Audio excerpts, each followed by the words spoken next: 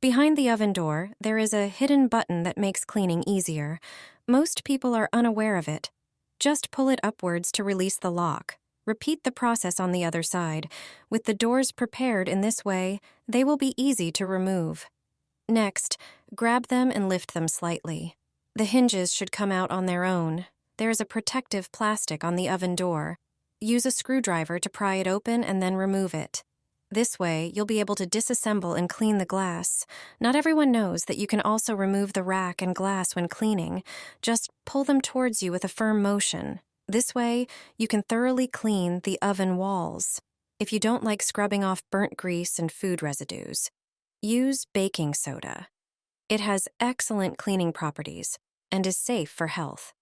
Sprinkle it evenly over the doors and inside the oven using a sieve. A thick layer should cover the entire surface. Then, take a paper towel. Spread it in the areas covered with baking soda. Pour a cup of vinegar into a spray bottle. Screw it tightly. Spray the towels generously with it. They should absorb the mixture well. Both substances will react under the towels and start removing burnt food. Leave it all for 15 minutes.